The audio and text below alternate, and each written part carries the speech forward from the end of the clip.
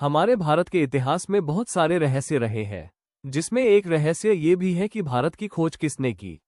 इतिहास में पूरे यूरोप के लोग दुनिया भर में व्यापार करना चाहते थे। भारत में व्यापार करने के लिए उन्हें समुद्री मार्ग का पता नहीं था। उस समय अरब के लोग भारत के मार्गों को जानते थे। वास्को डी गामा, जो कि पहले इंसान थे जिन्होंने भारत जाने का समुद्री मार्ग को खोज निकाला था। यूरोप को भारत तक पहुंचने का समुद्री मार्ग वास्को डी गामा ने ही बताया था। शुरू में यूरोप के लिए भारत तक पहुंचना एक चुनौती के समान था, जो कि वास्को डी गामा के चलते सफल हो पाया। पहले यूरोपियन अरब देश से मसाले खरीदते थे, लेकिन यूरोपियन को यह नहीं पता था कि अरब देश वह मसाले कहां से लाता है। यूरोपीय मन ही मन यही सोचते रहते और जानना चाहते थे कि यह मसाले आखिर आते कहां से है। भारत में समुद्री मार्ग से आने के 3 मार्ग थे।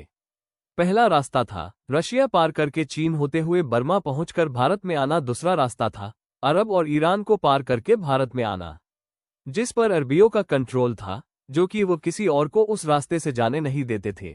तीसरा रास्ता था समुद्र का, जिसमें चुनौती देने वाला एकमात्र समुद्र था।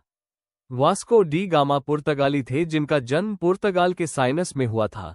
बहुत पहले अरब के लोग यूरोप में मसाला बेचा करते थे, जो कि भारत से लाया जाता था।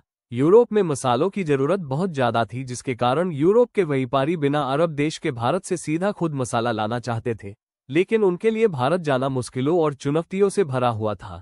उन्हें भारत जाने के लिए ईरान और अफगानिस्तान होकर जाना पड़ता था, जो कि बहुत ज्यादा खर्चीला था। उन्हें कम समय लगने वाला और कम खर्च वाला मार्ग का तलाश था। वह मार्ग सिर्फ और सिर्फ तीसरा मार्ग, यानी कि समुद्र के मार्ग से संभव था। वास्को डी गामा ने तभी इस रास्ते की खोज करने का संकल्प लिया और इस खतरों और चुनौती से भरी मार्ग के लिए निकल पड़े। वास्को डी गामा के नाव पर 4170 के करीब आदमियों का समूह था, जो कि मार्ग के तलाश में निकल पड़े थे। सबसे पहले वो साउथ अफ्रीका के कैप ऑफ गुड होम स्थान पर पहुंचे। उसके बाद वो अफ्रीका में ही मुसम्बा आए और वहां पर वहां के राजा ने उनकी मदद की। वास्को डी गामा अफ्रीका महाद्वीप का परिक्रमण करके भारत के कैलिकट बंदरगाह केरल पर पहुंचे। 20 मई 1498 तारीख था जब वे भारत के केरल में पहुंचे थे, जो कि 10 महीनों के सफर के बाद आखिर में सफल हो पाया था। भारत आकर वास्को डी गामा वहां के राजा से मिलकर बातचीत करके मसालों के व्यापार का सौदा किया। सौदा करने के बाद वापस पुर्तगाल लौटने पर उसका बहुत आदर और सम्मान के साथ उसका स्वागत किया गया।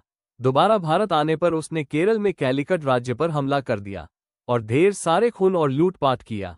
वास्को डी गामा ने लुटेरों, शासकों और व्यापारियों के लिए मार्ग बना दिया था, जिसके बाद भारत पर शासन करने के लिए यूरोप के बहुत सारे लोगों ने प्रयास किया।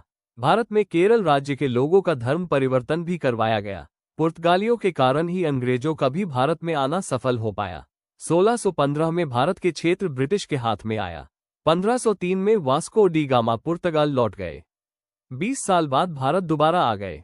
24 मई 1524 को वास्को डी गामा का मृत्यु हो गया।